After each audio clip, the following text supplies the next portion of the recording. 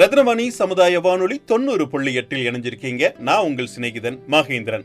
மத்திய அரசின் விஞ்ஞான் பிரசார் அறிவியல் பலகை, தமிழ்நாடு அறிவியல் தொழில்நுட்ப மையம், ரத்னவாணி சமுதாய வானொலி 90.8 இணைந்து வழங்கும் அறிவியல் விழிப்புணர்வு நிகழ்ச்சியில் இணைஞ்சிருக்கீங்க. இந்த அறிவியல் விழிப்புணர்வு நிகழ்ச்சியில் சமையல் எண்ணெயில் இருந்து பயோடீசல் தயாரிக்கும் முறைகள் பற்றி பல தகவல்களை நாம இந்த நிகழ்ச்சியில தெரிஞ்சுக்கலாம். அறிவியல் விழிப்புணர்வு நிகழ்ச்சியில் நம்ம இன்னைக்கு சமையல் எண்ணெயிலிருந்து பயோடீசல் தயாரிக்கும் முறையை பற்றியான மாணவர்களுக்கிடையான கலந்துரையாடலின் ஒலித்தொகுப்பு ஒளிபரப்பாக போகிறது. கேட்கலாம் வாங்க. ஹே, இன்ட்ரோ பெல் அடிச்சது கேக்குதா? எனக்கு ரொம்ப பசிக்குது, வாங்க எல்லாரும் சாப்பிட போலாம்.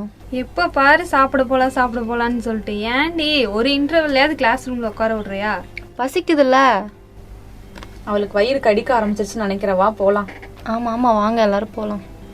ஓகே போலாம். நம்ம கண்ணண்ண கடைக்கு போலாமா? கண்ணண்ண கடையா? எங்க இருக்கு? ஆமா, உனக்கு தெரியாது பாரு. தெரியாது. அங்கதான் ஸ்நாக்ஸ் சூடா போட்டிருப்பாரு ஆன் டைம். போலாமா? சரி ஓகே போலாம். சரி வாங்கப்பா போலாம்.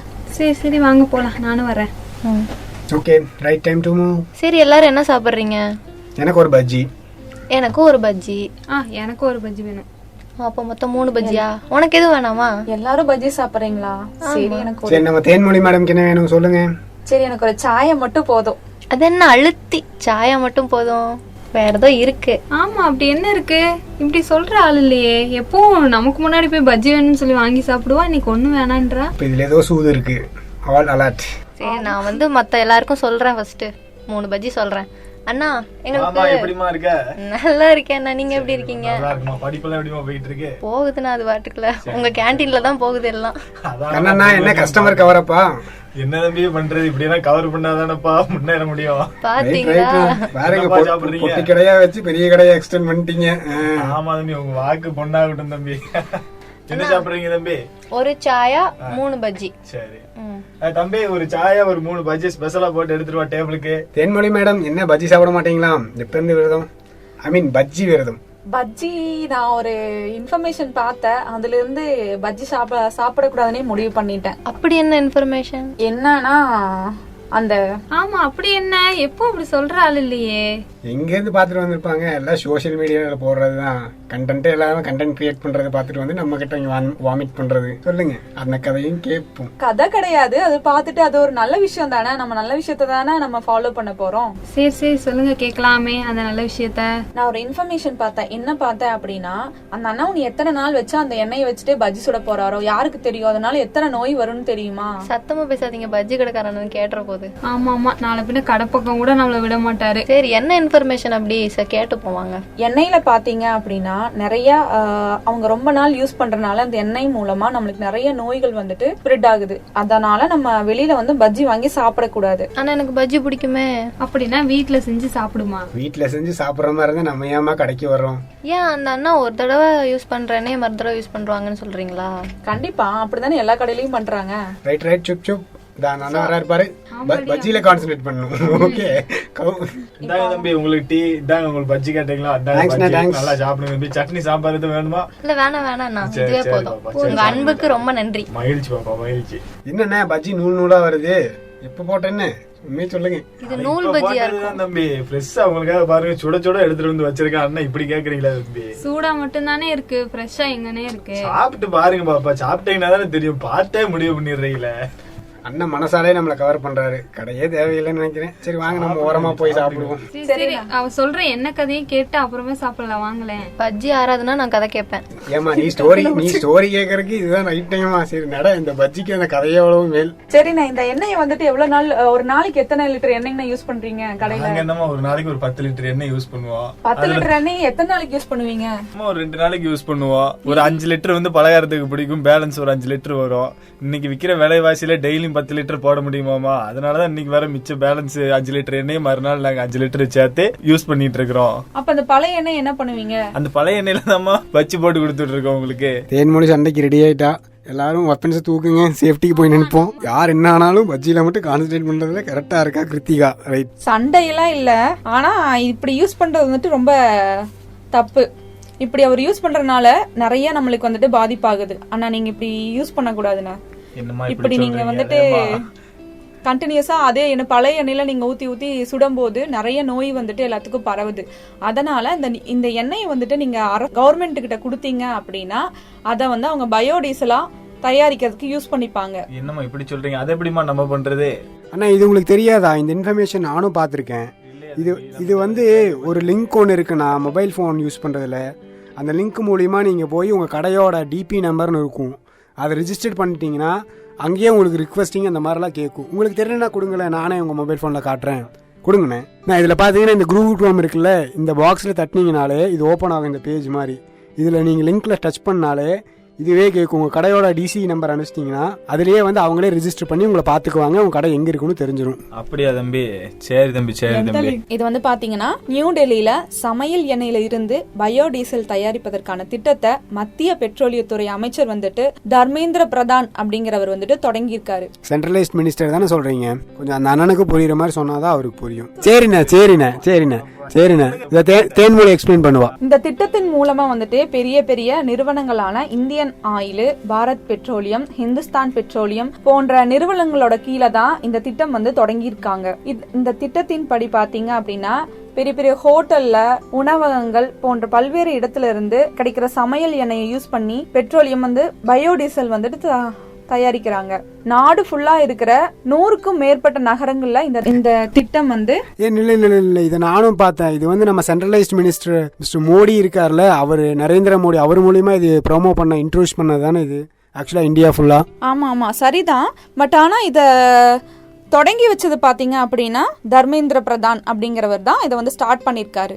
ஆமா, அது வந்து சென்ட்ரலைஸ்ட் மினிஸ்டர் தர்மேந்திர பிரதான். ஆமா, அவர் தான் வந்து இந்த எக்கனாமிக் ஷோயில் அதோட ரிஃப்ளெக்டட் ஃபர்ஸ்ட் இந்தியாவுக்குள்ள. அவர் மூலியமா தான் நம்மளுக்கு ஆயிலி கன்சம்ஷன்ஸ் வந்து ஃபுல்லா இந்தியாவுக்குள்ளேயே வருது. Is it right? ஆமா, கரெக்ட் தான். கிருத்திகா இனிமே சொல்லாம இருக்கே, சைலண்டா இருக்கே, பேசுமா. நானே பஜ்ஜி போச்சேன்னு கவலையில இருக்கேன், சும்மா இருங்க கொஞ்சம்.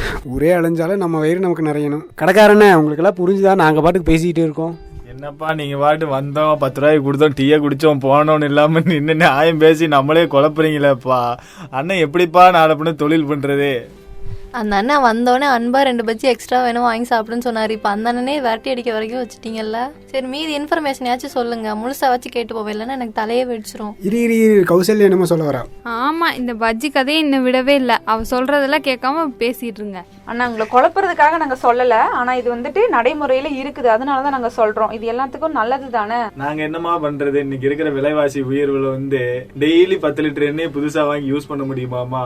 இதுக்கு தானே இப்படி வந்துட்டு நீங்க அதை வந்து வேஸ்ட் பண்ணக்கூடாது, அது ஒரு அமௌண்ட் கொடுத்து அதை எடுத்துக்குவாங்க. நீங்க அந்த பழைய எண்ணெய் ஆகிறத வந்துட்டு இந்த நிறுவனங்களை கான்ட்ராக்ட் பண்ணி நீங்க அவங்க கிட்ட கொடுத்துட்டீங்க அப்படின்னா அவங்க வந்துட்டு அதை ரீசைக்கிள் பண்ற மாதிரி பயோடீசல் வந்துட்டு தயாரிச்சுக்குவாங்க. இதெல்லாம் எங்களுக்கு யாருமே வந்து சொல்லவே இல்லையா? நீங்க பாருங்க, சமூக வலைதளங்கள் எல்லாம் பயன்படுத்துறீங்க, அதனால என்ன வந்தாலும் டக்குன்னு தெரிஞ்சுக்கிறீங்க. நாங்கெல்லாம் கடினமா உழைச்சி டைம் இல்லாம இருக்கிற ஆளுங்க. எங்களுக்கு தெரியற மாதிரி ஏதாவது ஒரு கவர்மெண்ட் அதிகாரி வந்து எங்களுக்கு இது விழிப்புணர்வா சொல்லிட்டு போனாதான் நாங்க அதை பின்பற்றி நடக்க முடியும். அண்ணா இது நீங்க இப்ப கன்ஃபியூஸ் ஆகிறது சரிதான், குழப்பத்தில் இருக்கிறது நியாயம் இல்லைன்ட்டு இல்லை. இது நம்ம லோக்கல் தமிழ்நாட்டிலையும் நடந்துட்டு இருக்கு. நம்ம ஏரியா கோவை மாவட்டத்திலேயே பண்றாங்க. ஏன்னா கார்பரேஷன் சைடில் வந்து இந்த மாதிரி திரும்ப பயன்படுத்துகிற எண்ணெய்களை வந்து வாங்கிட்டு போய் அது வந்து இயற்கை விவசாய உரத்துக்கும் பயன்படுத்துகிறாங்க அந்த மாதிரி எண்ணெய்களை. அதுக்கு நீங்கள் பண்ண வேண்டியது ஒன்றுமே இல்லை. உங்களோட கடையோட ரிஜிஸ்டர் நம்பரை நம்ம கார்பரேஷன் சைடில் போய் ரிஜிஸ்டர் பண்ணிட்டீங்கன்னா, சர்டிஃபிகேட்டை கொடுத்தீங்கன்னா அவங்களே வந்து 2 நாள் 3 நாளுக்கு ஒருக்கா வந்து எண்ணெய் எடுத்துகிட்டு போய்க்குவாங்க. அதுக்கு உண்டான அமௌண்ட்டில் நீங்கள் முழுசாக வாங்கின டின்னோட அமௌண்ட் தரமாட்டாங்க. 1 லிட்டருக்கு 2 ரூபா தருந்து எடுத்துக்குவாங்க. அது உங்களுக்கு பயனுள்ளதாக இருக்கும், ஒரு இயற்கை விவசாயத்துக்கும் நீங்கள் உதவுன மாதிரி இருக்கும்.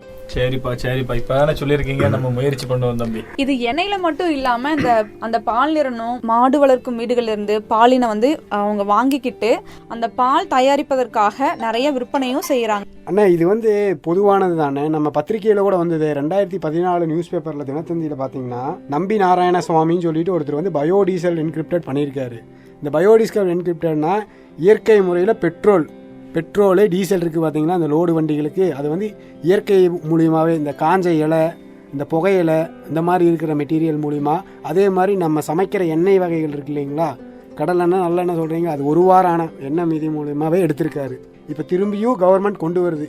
இது ஒன்றுமே இல்லைண்ணே. இயற்கை வந்து காற்றை வந்து சுத்திகரிக்கிற பாதுகாப்பு ஒரு முயற்சி தான் இது. அப்படியா தம்பி? சரி தம்பி, உங்களை மாதிரி படிச்ச இளைஞர்களை சொன்னாதான் எங்களுக்கெல்லாம் தெரியும். ஆமாண்ணா, இது மூலியம் இந்த பெட்ரோல் டீசல் விலையும் ரொம்ப ஜாஸ்தி ஆயிட்டே போகுது. நம்ம வந்து இந்த மாதிரி பயோடீசல் தயாரிக்கிறது மூலியமா இதெல்லாம் ரொம்ப கம்மி பண்ணலாம்ல. கரெக்டு தான். இப்போ பார்த்தீங்கன்னா இப்போதானே உங்களுக்கே புரிஞ்சிருக்கு. பாரு, உங்ககிட்ட ஏன் சொல்கிறோம்னா, இப்போ ஒரு டீ கடைக்கு வந்து நாங்கள் மட்டும் இல்லை, நாங்கள் வந்து ஸ்டூடெண்ட்ஸ் தான், காலேஜ் மாணவர்கள் நாங்கள் மரம். அதே மாதிரி உங்களுக்கு வந்து ஒரு நாளைக்கு நீங்கள் ஆயிரக்கணக்கில் லட்சக்கணக்கில் மக்களை சந்திக்கிறீங்க. அப்படிங்கும்போது இதை உங்ககிட்ட சொன்னால் உங்கள் மூலியமா ஒரு 4 பேத்துக்காக அது போய் சேரும் இல்லைண்ணே? ஆமாம் தம்பி, கண்டிப்பாக ஒரு நல்ல விஷயத்தை வந்து நம்மளும் 4 பேர்கிட்ட சொல்லி பரப்பி விடணும்ல தம்பி. பண்ணிடுவோம் தம்பி. நன்றிண்ணே, நன்றி. சரி, நம்ம இந்த மாதிரி ஒரு சந்திப்பில் வந்து இப்போ நாங்கள் ஜஸ்ட்டு சாப்பிட வந்ததுக்கு இப்போ தேன்மொழி அவங்க மூலியமா வந்து நம்மளுக்கு நிறைய இன்ஃபர்மேஷன் கிடச்சிருக்குது. பரவாயில்ல, ஏதோ வந்ததுக்கு உபயோகமாக பண்ணியிருக்காங்க. நான் மட்டுமா, அவங்களுக்கு தான் நிறைய விஷயம் தெரிஞ்சிருக்கு. ஆமா, புதுசா ஏதோ நிறைய கத்துக்கிட்ட மாதிரியே இருக்குப்பா. அது என்னமோ உண்மைதான். இந்த விஷயம் சாப்பிடுவீங்களா? பஜ்ஜி சாப்பிடுவோம், ஆனா அது வந்துட்டு ஃப்ரெஷ்ஷான எண்ணெயில போட்டா மட்டும்தான் சாப்பிடுவோம். அப்புறம் ஏன் கையில பஜ்ஜி வச்சுட்டு இருக்கேன்? அதுக்கு இன்னைக்கு ஒரு நாள் தானே. வாயை கட்டுப்படுத்த முடியாது. நல்ல விஷயம். உன்னை கத்துக்கிறோன்னா அதை அப்பவே செயல்படுத்தணும். இப்போ என்ன, இந்த பஜ்ஜியை நான் குப்பைத்தட்டுல போடணும், அதானே? இந்தாங்க, போங்க, வச்சுக்கோங்க. வாங்க எல்லாரும் கிளம்பலாம். சரிம்மா, நானும் அந்த ஆயிலை எடுத்து வச்சு அதை வந்து நீங்க சொன்ன மாதிரி அரசு அதிகாரிகளா யாருமா வருவா வசூல் பண்றதுக்கு? அண்ணா, அது ஒண்ணுமே இல்லைண்ணே. நீங்க கார்பரேஷன்ல போய் சொன்னீங்கனாலே அவங்களே வருவாங்க. உங்களை மாதிரி வந்து நம்ம வந்து எப்படின்னு தெரியாத ஒரு விஷயத்தை தெரிஞ்சுக்கணும்னா அதுக்குண்டான அரசு அதிகாரிகளும் இருக்காங்க. நீங்க போய் சொன்னா மட்டும் போதும், உங்க கடையோட நம்பரோட. சரிப்பா, ஒரு நல்ல விஷயம் தொடங்குறது மாற்றம் நம்மள்ட்ட இருந்தே தொடங்கட்டுமாப்பா. நன்றிண்ணே. ஏதாவது தப்பா பேசியிருந்தா மன்னிச்சிருங்க. அப்படியெல்லாம் இல்லப்பா, ஒரு நல்ல விஷயத்த சொல்றீங்க. இப்ப இது தெரியலன்னா அண்ணன் திரும்ப இதே தவறு தானே செஞ்சுட்டு இருப்பேன். ரைட்ண்ணே. மத்திய அரசின் விஞ்ஞான் பிரச்சார் அறிவியல் பலகை, தமிழ்நாடு அறிவியல் தொழில்நுட்ப மையம், ரத்னவாணி சமுதாய வானொலி 90.8 இணைந்து வழங்கும் அறிவியல் விழிப்புணர்வு நிகழ்ச்சியில் இப்போ Shankar mentor Uranus oil corporation உடன் நிதிஷ் கலந்துரையாடல் கேட்கலாம். ரத்தினவாணி நேயர்கள் அனைவருக்கும் வணக்கம். நான் உங்கள் நிதிஷ். இன்று நாம் யுரேனஸ் ஆயில் கார்ப்பரேஷனுடைய மெண்டராக இருக்கக்கூடிய சங்கர் சார் அவர்களை சந்தித்து பல விஷயங்களை தெரிந்து கொள்ள இருக்கிறோம். அதாவது, நாம் உணவகங்களில் மற்றும் வீடுகளில் பயன்படுத்தப்படும் சமையல் எண்ணெய்களை எடுத்து அதிலிருந்து பயோடீசல் எனும் எரிபொருள் தயாரிக்கப்படுகிறது. அதை பற்றி நாம் சங்கர் சார் அவர்களுடன் விரிவாக கேட்டு தெரிந்து கொள்ள போகிறோம். வணக்கம் சார். வணக்கம் சார். வணக்கம் சார். ஃபர்ஸ்ட் ஆஃப் ஆல், இந்த யுரேனஸ் ஆயில் கார்ப்பரேஷனை பற்றி கொஞ்சம் பிரீஃபாக சொல்லுங்கள் சார். முதலே சொன்ன மாதிரி இந்த குக்கிங் ஆயிலை வந்து மாற்றி பயோடீசலாக பண்ணிகிட்ருக்கீங்க. ஸோ ஃபர்ஸ்ட் ஆஃப் ஆல், யுரேனஸ் ஆயில் கார்ப்பரேஷன் இதை பற்றி ஒரு ப்ரீஃப் இன்ட்ரொடக்ஷன் கொடுங்க சார். நம்ம சென்னையை சேர்ந்த 3 ஃப்ரெண்ட்ஸு எஸ்எஸ்என் காலேஜ் அலுமினிஸ் இருக்காங்க இல்லையா, அவங்க 3 பேர் வந்து ஒரு நல்ல ஒரு ஐடியா இருந்தது. ஏதாவது நம்ம வந்து சொசைட்டிக்கு உபயோகப்படுற மாதிரி படிப்பு முடிச்ச அப்புறம் நல்ல ஒரு லெவலில் பண்ணணும், சம்திங் வெரி இனோவேட்டிவ் கன்ஸ்ட்ரக்டிவாக செய்யணும், நம்மளுடைய பங்களிப்பு சொசைட்டியோடைய டெவலப்மெண்ட்டுக்கு யோசிச்சிருந்தாங்க. அதில் முக்கியமானவர் வந்து மிஸ்டர் பிரசாந்த்ன்றவர். அவர் வந்து இங்கே யூஜி முடிச்சுட்டு ஸ்டான்ஃபோர்ட் யூனிவர்சிட்டியில் மாஸ்டர் பிஸ்னஸ் அட்மினிஸ்ட்ரேஷன் பண்ணவர். அவரும் மீதி 2 ஃப்ரெண்ட்ஸ் சேர்ந்து என்ன பண்ணாங்கன்னா, இந்த யூஸ்டு குக்கிங் ஆயில் பெரிய இஷ்யூவாக இருக்குது எல்லா இடத்துலையும். அதை நம்ம எடுத்து எதாவது பண்ண முடியுமா, அது எப்படி நம்ம டிஸ்போஸ் பண்ணுறது அப்படின்னு யோசிக்கிறப்போ பயோடீசல் மேனுஃபேக்சர் பண்ணலான்னு ஒரு ஐடியா வந்து அவங்களுக்கு. பயோடீசல் மேனுஃபேக்சரோட தொடர்பு கொண்டு அதை பண்ணுறது ஒரு ஐடியா கிடச்ச உடனே, சரி நம்ம யூஸ் குக்கிங் பயோடீசல் பண்ணலான்றப்போ நம்மளே வந்து யூஸ் குக்கிங் நிறைய இடத்த கலெக்ட் பண்ணி கொடுக்கலாமே, அந்த அளவுக்கு நம்ம சொசைட்டிக்கு நம்ம ஹெல்ப் பண்ண மாதிரி இருக்குமே அந்த ஆப்ரேஷன் ஆரம்பித்தாங்க. இந்த நேரத்தில் பார்த்தீங்கன்னா அவங்களுக்கு வந்து கவர்மெண்ட்டுடைய ப்ராஜெக்டும் வர ஆரம்பிச்சது. ஸோ அப்படி ஆரம்பித்த ரூகோன்னு சொல்லக்கூடிய ரீபர்பஸ் யூஸ்டு குக்கிங்கான ஒரு ப்ராஜெக்ட் வந்து FSSAI வந்து லான்ச் பண்ணியிருக்காங்க. Through government of India launch through FSSAI department, food safety standards authority of இந்தியான்னு சொல்லுவாங்க, உணவு பாதுகாப்பு மற்றும் தர கட்டுப்பாடு ஆணையன்னு சொல்லக்கூடியது. அவங்க என்ன பார்த்தாங்கன்னா, இந்த யூகோன்னு சொன்னால் யூஸ்டு குக்கிங் ஆயிலோட ஷார்ட் ஃபார்ம் தான் UCO. அதாவது நம்ம வீட்லேயும் சரி வெளியிலையும் சரி ஹோட்டலையும் சரி எங்கெங்கெல்லாம் நம்ம சமையல் பண்ணுறோமோ, எங்கெங்கெல்லாம் எண்ணெய் யூஸ் ஆகுதோ அந்த எண்ணெய் வந்து யாருமே யோசிக்கிறதில்ல. எண்ணெய் என்ன பண்ணுறாங்க, கடைசியாக என்ன ஆகுது, அது எங்கே போகுது, திருப்பி யூஸ் பண்ணுற மாதிரி யோசிக்கல. ஆனால் நிறைய இடத்துல பார்த்தீங்கன்னா உங்களுக்கு ரொம்ப அதிர்ச்சியான ஒரு தகவல் இருக்குது. 2 தடவை 3 தடவைலாம் சுட வச்சு யூஸ் பண்ணுறாங்க. வீட்டில் கூட சரி, முக்கியமாக ஹோட்டல்லாம் நம்ம ஹோட்டலாம் போகிறோம், சாப்பிட்றோம், நல்லாயிருக்கும், வந்துடுறோம். ஆனால் வந்து கடைசியில் பார்த்தீங்கன்னா அது என்ன ஆகுது, அது உண்மையிலே யூஸ் பண்ண நேரது வந்து தெரியுதில்லை. இது கவர்மெண்ட் என்ன தான் ஹெல்த் அவேர்னஸ் கேம்பெயின்லாம் பண்ணால் கூட ஒரு ஸ்டேஜுக்கு மேலே அவங்களால வந்து ஸ்டாப் பண்ண முடியல. அதுக்கு தான் இந்த ரூகோன்ற ப்ராஜெக்டை பற்றி கொண்டு வந்தாங்க. அதை பற்றி நான் விளக்கமாக சொல்கிறேன். ரூகோ அப்படின்னா என்னதுங்க சார்? இந்த யூஸ்டு குக்கிங் ஆயிலை வந்து FSSAI வந்து எப்படி ரெகுலேட் பண்ணுறாங்க சார்? நிறைய இடத்துல கவர்மெண்ட் நோட்டீஸ் பண்ணாங்கன்னு பார்த்தீங்கன்னா, பெரிய பெரிய இந்த உணவகங்களில் அந்த மாதிரி அதோட கடைகள்லாம் நிறைய பேர் திருப்பி வெளியில் யாருக்கோ வாங்கிட்டு போய்ட்றாங்க. அதை வாங்கிட்டு போய்ட்டு திருப்பி வேறு இடத்துல விற்கிறாங்க. அது என்னாகும், ஏற்கனவே உபயோகப்படுத்தப்பட்ட எண்ணெய், ஹீட்டட் ஆயிலு, சேச்சுரேட்டட் ஃபேட்டாக மாறி இருக்கும். அதை வந்து எடுத்துகிட்டு போயிட்டு இன்னும் 2-3 அதை விட கொஞ்சம் அடுத்த நிலையில் இருக்கக்கூடிய அந்த மாதிரி அந்த ஃபுட் ஜாயின்ட்ஸ்லாம் கொடுக்குற பண்ணாவதுன்னா அது மூலமாக மக்களுக்கு வந்து பாதிப்பு ஏற்படுது. ஸோ இதை தடுக்கிறது என்னடா வழின்னு யோசிச்சாங்க கவர்மெண்ட்டில். என்ன பண்ணாங்கன்னா ரூகோ அப்படின்ற ப்ராஜெக்ட் FSSAI மூலமாக லான்ச் பண்ணாங்க. இந்த ரூகோ அப்படின்னு என்னென்னு கேட்டிங்கன்னா RUCO, repurpose used cooking oil. இந்த ரீபர்பஸ் யூஸ்டு ஆயில் என்ன பண்ணான்னு கேட்டிங்கன்னா அதனால் எப்படி நம்ம வந்து அதை கன்ஸ்ட்ரக்டிவ் யூஸ் பண்ணான்னு கவர்மெண்ட் யோசிக்கிறப்போ அவங்க ஒரு சிஸ்டம் கொண்டு வந்தாங்க. எல்லா ஃபுட் பிஸ்னஸ் ஆப்ரேட்டே சொல்லுவாங்க, அதாவது உணவு தயாரிக்கக்கூடிய அந்த வியாபாரத்தில் இருக்கக்கூடிய யாராக இருந்தாலும் சரி, அது வந்து ஒரு ஹோட்டலாக இருக்கலாம், ரெஸ்டாரண்ட் செயினாக இருக்கலாம், இல்லை வந்து ஒரு கேன்டீனாக இருக்கலாம், யாராக இருந்தாலும் சரி, அந்த மாதிரி அந்த ஃபுட் பிஸ்னஸ் இருக்கவங்க எல்லாமே அந்த ஆயில் எப்படி டிஸ்போஸ் பண்ணுறதுக்கு ஒரு மெக்கானிசம் கொண்டு வந்தாங்க. அவங்க என்ன பண்ணாங்க, கம்பல்சரியாக வந்து எல்லாருமே கட்டாயமாக குறிப்பிட்ட கம்பெனிஸ் தான் கொடுக்கணும். அதாவது அந்த FSSAI என்ன பண்ணான்னு கேட்டிங்கன்னா ஆல் இண்டியா பூரா சில ஆயில் அக்ரிகேட்டிங் கம்பெனிஸை சர்டிஃபை பண்ணி அப்பாயின்ட் பண்ணிருக்காங்க. அதில் யுரேனஸ் ஒரு முக்கியமான ஒரு கம்பெனி. அவங்க டைரக்ஷன்ஸ் எப்படின்னா எங்கெங்கெல்லாம் வந்து ஆயில் இருக்கோ அதெல்லாம் வந்து ஆட்டோமேட்டிக்காக இந்த யுரேனஸ் மாதிரி கம்பெனியில் போய் கலெக்ட் பண்ணிக்கிறோம். வேறு வெளியில் யாருக்கும் தேர்ட் பார்ட்டிஸ்க்கோ இல்லை இடைத்தரகர்களுக்கோ இல்லை சில்லர் வியாபாரிகளோ கொடுத்துடக்கூடாது. அப்படி பண்ணுறப்ப என்ன வேணால் அந்த வெளியில் அந்த மறுசுழற்சி வந்து தடுக்கப்படும் முற்றிலுமாக.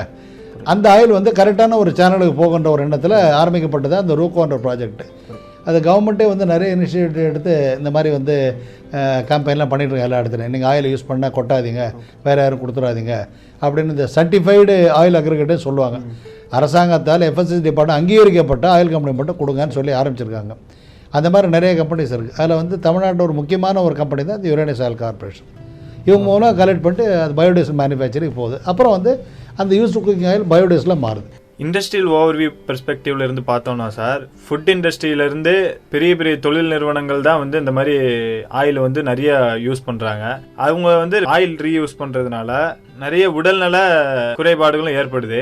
நம்ம இந்தியாவை பொறுத்த வரைக்கும் இண்டஸ்ட்ரியில் வந்து எவ்வளோ வரைக்கும் ஆயில் வந்து ரீயூஸ் பண்ணுறாங்கன்னு நீங்கள் நினைக்கிறீங்க சார்? பார்த்தீங்கன்னா ஒரு சின்ன ஒரு புள்ளி வர சொல்கிறேன். இப்போ உலகத்தில் ரொம்ப அதிகமாக எண்ணெய் உபயோகக்கூடிய நாடு எதுனா இந்தியா தான். நிறைய பேர் தெரியாது இது. அதாவது பார்த்தீங்கன்னா சைனாவோட நம்ம ஜாஸ்தி யூஸ் பண்ணுறோம். ஒரு சராசரி ஒரு தனி மனிதனுடைய நுகர்வு பர் கேபிட்டா கன்சம்ஷன் சொல்லுவாங்க. ஆல் இண்டியாவில் பார்த்தீங்கன்னா 19 கிலோ ஒரு மனுஷன் இந்தியாவில் வந்து ஒரு வருஷத்துக்கு உபயோகப்படுத்துகிறாங்க. ரொம்ப அதிகம் அது. சாதாரணமாக எண்ணெயை வந்து இந்த நியூட்ரிஷனல் எக்ஸ்பர்ட்ஸ்லாம் என்ன சொல்கிறேன்னா, இப்போ சால்ட் சொல்கிறாங்களே 3 கிராம் மேலே சால்ட்டு சேர்த்துக்கூடாது ஒரு நாளைக்கு அப்படின்ற மாதிரி, ஒரு வருஷத்துக்கு ஒரு சராசரி ஒரு மனிதனுடைய கன்சம்ஷன் நுகர்வுன்னா 12-13 கிலோ இருந்தால் ஹெல்த்தி. நான் யூகோ பற்றி இப்போ சாதாரண ஆயிலை பற்றி சொல்லிட்டு இருக்கேன். ஆனால் இந்தியாவில் பாருங்களேன் 19 கிலோ வந்து நேஷனல் ஆவரேஜ் இருக்குது. தமிழ்நாட்டில் கொஞ்சம் பரவாயில்ல, அப்படியுமே ஜாஸ்தி தான். 15 கிலோ தமிழ்நாட்டில் சராசரியாக ஒரு மனுஷன் ஒரு வருஷத்துக்கு யூஸ் பண்ணுறாங்க.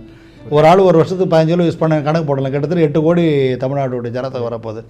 அப்போ வந்து என்னாச்சு, 120 கோடி கிலோ 120 கோடி கிலோன்னா பார்த்துங்க எவ்வளோ, கிட்டத்தட்ட வந்து 12 லட்சம் டன்னுக்கு மேலே வரும் உங்களுக்கு.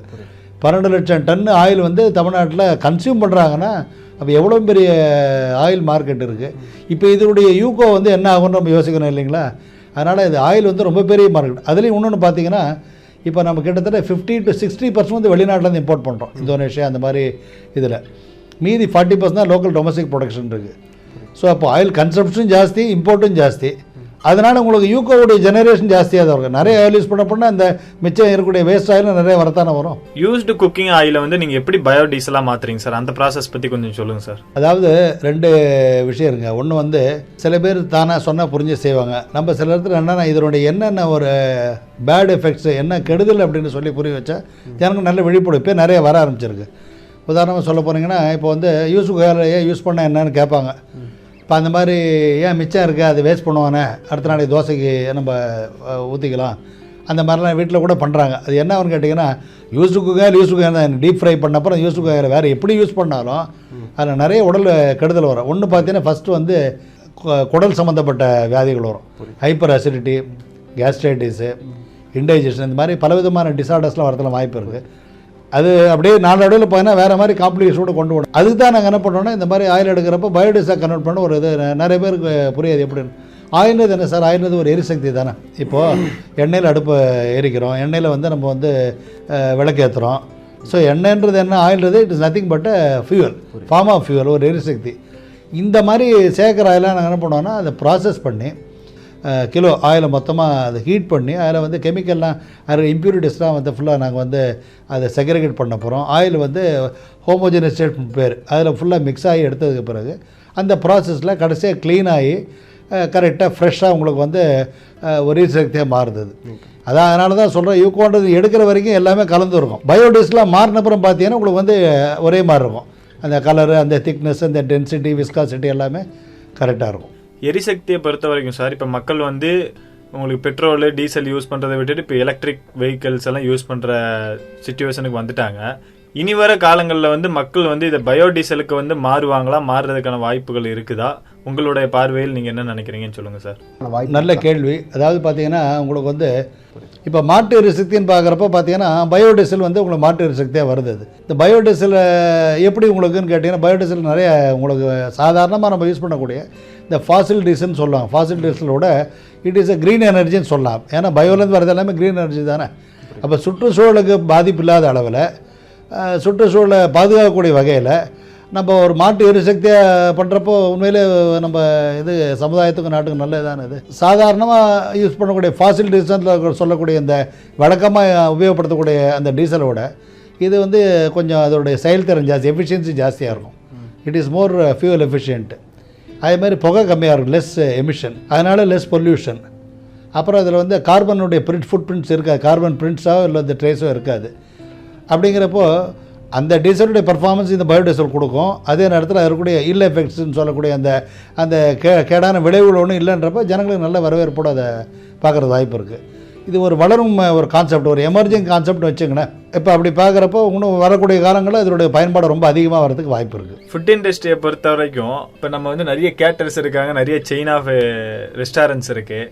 நீங்கள் வந்து எந்த மாதிரி இடத்துல இருந்து ரீயூஸ்டு பண்ண ஆயில் வந்து கலெக்ட் பண்ணுறீங்க சார்? அந்த ப்ராசஸ் பற்றி கொஞ்சம் சொல்லுங்கள் சார். அதாவது பார்த்தீங்கன்னா இந்த இண்டஸ்ட்ரின்றது ரொம்ப பெரிய இண்டஸ்ட்ரி.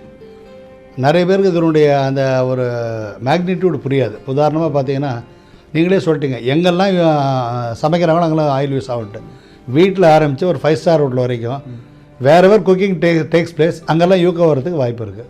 ஸோ எங்களுடைய அப்ஜெக்டிவ், நியூரல் சப்ஜெக்டிவ் என்னென்னா, எங்கே இருந்தால் ஆயில், இதை தவிர வீடுகளையும் போய் கலெக்ட் பண்ண ஆரம்பிச்சோம். நம்ம அதை பற்றி நான் விரிவாக பின்னாடி சொல்கிறேன்.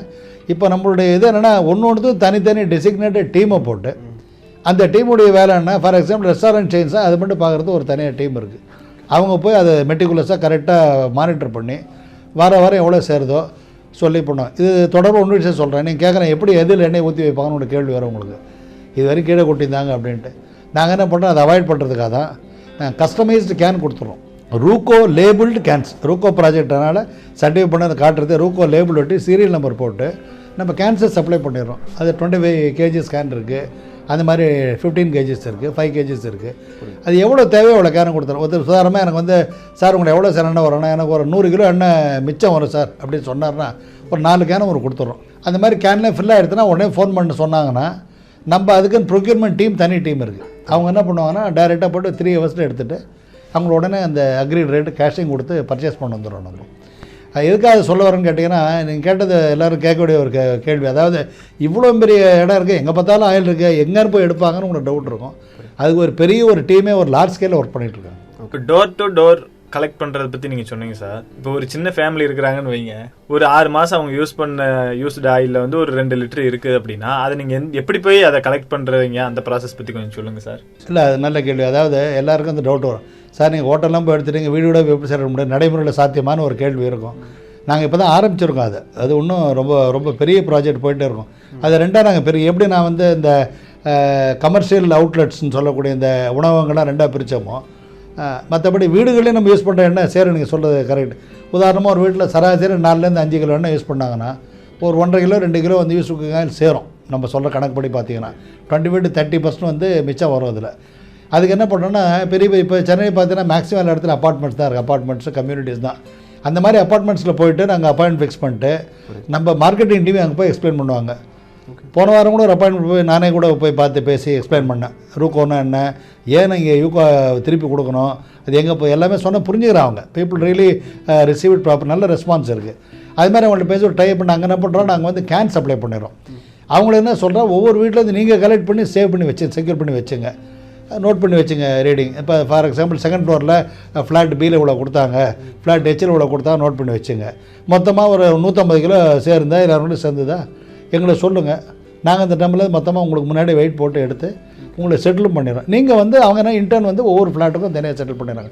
அப்போ என்ன சார்னு யோசிச்சு பாருங்கள், சும்மா தரையில் கூட்டு 1000 ஒரு விட 100 200 கிடைக்குதுன்னா ஒரு பாக்கெட் எக்ஸ்பென்ஸ் ஆச்சு அவங்களுக்கு. அது மட்டும் இல்லாமல் வீட்டில் எண்ணெய் என்ன பண்ண யோசிச்சுப்பா, ஃப்ளாட்டில் பார்த்தீங்கன்னா ஒரு சிங்க் அடிச்சுன்னா எல்லாமே கிச்சனே உங்களுக்கு ஒன்றுமே பண்ண முடியாது.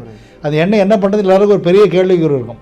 நிறைய இடத்துல அவங்களே சொன்னாங்க, ஹவுஸ் ஹோல்ஸ் சொன்னாங்க போகிறப்ப, சார் ரொம்ப நல்ல ப்ராஜெக்ட், எங்களுக்கு முதல்ல தலைவலி விட்டுது, இந்த சுட்ட எண்ணெய் என்ன பண்ணாங்க முடிச்சிருந்தோம், இப்போ நீங்கள் வந்து எடுக்கிறீங்க ரொம்ப யூஸ்ஃபுல்லாக இருக்குன்ற மாதிரி சொன்னாங்க. இது ஒரு பக்கம். அப்புறம் இந்த காலனி ஏரியாஸ்னால் பார்த்தீங்கன்னா நிறைய டென்சிட்டி இருக்கக்கூடிய பாப்புலேஷன். ஃபார் எக்ஸாம்பிள் இப்போ ட்ரிப்ளிகேன், அப்புறம் இந்த மயிலாப்பூர் ஒரு சில பகுதிகள், சைதாப்பேட்டை, இந்த மாதிரி எல்லாம் இந்த நிறைய தொடர்ந்து வீடுகள் இருக்கும், ஒவ்வொரு தெருவிலையும் இருக்கும்.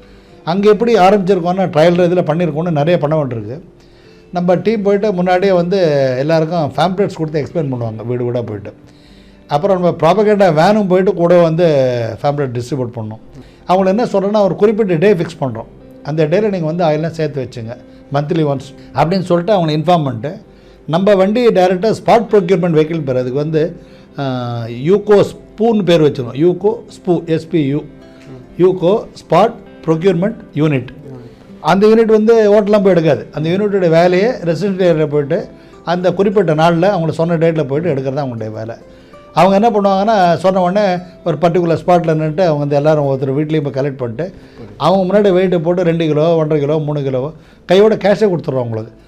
ஏன்னா அவங்களுக்குலாம் பில்லு போட்டு டைரக்ட் கன்செப்ட் டைரக்ட் ப்ரொக்யூர் பண்ணுறதுனால கொடுத்துருவோம். அவங்களுக்கு என்னென்னா ரொம்ப சந்தோஷம், நம்மளோட வீடு தேடி வந்து நம்ம மிச்சா எண்ணெயை வாங்கிட்டு கையோட கேஷ் பண்ண நல்ல வரவேற்பு இருக்குது. பரவாயில்லைங்க சார். இன்னைக்கு இருக்கிற மக்கள்கிட்ட வந்து பார்த்தீங்கன்னா இந்த மாதிரி உபயோகப்படுத்தப்பட்ட எண்ணெயை வந்து ரோட்லேயோ இல்லை டிச்சிலையோ ஊற்றக்கூடாதுன்ற ஒரு விழிப்புணர்வு இருக்குது. ஆனால் இந்த யூஸ்ட் ஆயில கொடுத்தா காசு தருவோம் அப்படிங்கிற திட்டத்தை வந்து நீங்கள் எப்படி போய் மக்கள்கிட்ட சேர்க்க போகிறீங்க?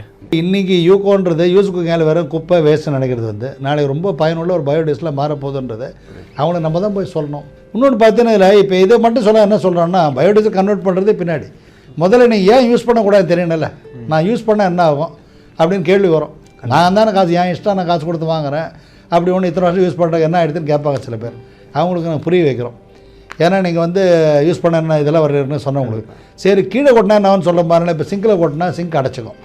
சிங்க் அடைச்சேன்னா பல ப்ராப்ளம் சிங்கை ஃபுல்லாக கட்டி மாட்டணும். ஒரு ஸ்டேஜுக்கு மேலே நீங்கள் என்னத்தை நீங்கள் க்ளீனர் போட்டாலும் க்ளீன் ஆகாது, பிளாக் ஆகிடும். ஏன்னா it's highly dense, viscosity is very high. சரி தரையில் ஊற்றலாம், வெளியில் மண்ணில் ஊற்றிடுவான்னு சொன்னால் மண்ணில் ஊற்றினா அந்த சாயில் வீணாக போகும், செடி வளராது. ஸோ இது எல்லாத்தையும் பார்த்து பண்ணுறோம். உங்களுக்கு டிஸ்போஸ் பண்ணுறது நல்ல மெக்கானிக்ஸ் இருக்குது. எப்படி டிஸ்போஸ் பண்ணால் நேராக யுரேனியஸ் காயில் கூப்பிடுங்க, கொடுத்துருங்க. அவங்க கரெக்டாக போய்ட்டு பயோடீசல் கொடுத்துருவாங்க. நம்மளுக்கு டிஸ்போஸ் பண்ணுற வேலையும் மிச்சம். நம்ம வந்து வேறு யாருக்கும் தவறான சென்னை கொடுக்க வேண்டாம். இது மெயினாக எஜுகேஷன் தான் சார். அதனால இது பிஸ்னஸ் வந்து செகண்டரி.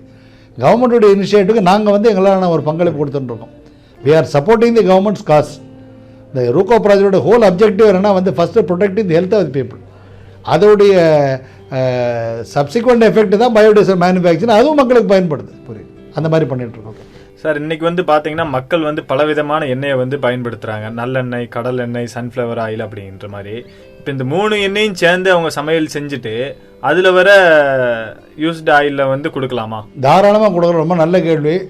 அதாவது பார்த்தீங்கன்னா நாங்கள் அதில் யூகோன்னு தான் போட்டிருக்கோம், யூஸ்டு குக்கிங் ஆயில் தான் சொல்லியிருக்கோம். யூஸ்டு குக்கிங் ஆயில் சொன்னாலே வெஜிடபிள் ஆயிலில் எந்த ஆரிஜின் எதுவாக இருந்தாலும் சரி, அது சோயாபீன் ஆயிலாக இருந்தாலும் சரி, இது ஆலிவ் ஆயிலாக இருந்தாலும் சரி, நல்லெண்ணெய், கடலெண்ணெய், தேங்காய் எண்ணெய், சன்ஃப்ளவர் ஆயிலு, பாம் ஆயிலு, ஏன் ஈவன் டால்டா நெய் எதுவாக இருந்தாலும் நம்ம ஒன்றா கொட்டினா தப்பே கிடையாது. எது வேணால் ஒன்றா கொட்டலாம். ஏன்னா எல்லாம் சேர்த்து தான் நாங்கள் ப்ராசஸ் பண்ணி அதுலேருந்து பயோடீசல் எக்ஸ்ட்ராக்ட் பண்ணுறோம். அதனால் அந்த பிரச்சனையே கிடையாது. எந்த ஆயிலாக இருந்தாலும் ஒன்றா கொட்டி வேறேன்னு தாராளமாக வைக்கலாம், அதில் பிரச்சனையே கிடையாது. படித்த இளைஞர்களுக்கு இதில் வந்து வேலை வாய்ப்பு இருக்கணுன்றதே நீங்கள் சொன்னீங்க சார். இதை பற்றி கொஞ்சம் சொல்லுங்கள். இட்ஸ் அ வின்-வின் சிச்சுவேஷன் சொல்லுவாங்க. நானும் வாழணும், உலகம் வாழணும், தான் வாழ பிறகு கெடுக்கான்னு சொல்ல மாதிரி இல்லாமல் பிறரை வாழ வைத்து நாம் வாழ வேண்டும் தான் நம்மளுடைய எண்ணம். இப்போ குறிப்பாக unemployment is a big issue across the board. இப்போ எல்லா இடத்துலையும் வேலையில்லா திண்டாட்டம், வேலையின்மை, படித்த இளைஞர் வேலை இல்லைன்றது ஒரு மிகப்பெரிய பிரச்சனையை உருவெடுத்திருக்கு. அதை தவிர என்னென்னா அந்த இளைஞர்கள் வந்து தொழில் முனைவராக மாற்றம் தான் கவர்மெண்ட்டும் பாடுபடுறாங்க. எம்பவரிங் யூத் டு பிகம் என்டர்பிரனர்ஸ்ன்னு சொல்லுவாங்க இங்கிலீஷில். சாதாரண ஒரு வீட்டில் அதாவது எந்த ஒரு பெரிய டெக்னிக்கல் பேக்ரவுண்டோ பெரிய ஒரு இன்வெஸ்ட்மெண்ட்டோ இல்லை எதுவுமே இல்லைனாலும் பரவாயில்ல. என்ன சொல்கிறேன்னு கேட்டிங்கன்னா நீங்கள் ஒர்க் பண்ணியிருந்தால் கூட பண்ணலாம். இந்த மாதிரி நீங்கள் எங்கள் சார்பாக நீங்கள் போய்ட்டு உங்களை நான் ஆத்தரைஸ் பண்ணுறோம், நீங்கள் போயிட்டு டைரெக்டாக ஆயில் உங்கள் ஏரியாவில் ப்ரொக்யூர் பண்ணுங்கள். இப்போ வந்து ஒருத்தர் வந்து பல்லாவரத்தில் ஒருத்தர் இருக்காருன்னு வச்சுக்கலாம், அவர் வந்து நல்லா படித்த இளைஞர், நீங்கள் பல்லாவரம் பம்பல் பொழிச்சல் வரைக்கும் உங்களுக்கு தெரிஞ்ச கான்டாக்ட்ஸில் அங்கே போய் ஆயிலை ப்ரொக்யூர் பண்ணுங்கன்னு சொல்கிறோம். அவங்களுக்கு ஒரு ரேட்டை கொடுத்து வரேன், அவங்கள்ட்ட இது ப்ரொக்யூர் பண்ணிக்கிறோம். சில பேர் ஃபுல் டைம் பண்ணுறவங்களும் இருக்காங்க, பார்ட் டைம் பண்ணுறவங்களும் இருக்காங்க. இப்போ உதாரணமாக நான் ஒரு 1000 கிலோ ஒருத்தர் எடுக்கிறான்னு வச்சுங்களேன், அவருக்கு மாதம் ஒரு 5000 10,000 அடிஷ்னலாக கிடைக்கும் அவருக்கு. அவங்களுக்கு இதெல்லாம் நான் பேசிக் ட்ரைனிங் கொடுக்குறோம், அவங்க டைரெக்டாக அனுப்பாமல். இப்போ உங்களுக்கு நான் சொன்ன மாதிரி ரூகோனா என்ன, யூகோ ப்ராஜெக்ட்னா என்ன, ரூகோ ப்ராஜெக்ட்னா என்ன, யுரேனஸுடைய ஆப்ரேஷன் எப்படி நம்ம பண்ணோம், அதாவது they become part of our team, they become independent என்டர்பிரனராக வளர்ந்து வாய்ப்பு இருக்குது. ஸோ இந்த ஃபீல்டில் நல்ல ஒரு அனுபவம் கிடைக்குது அவங்களுக்கு.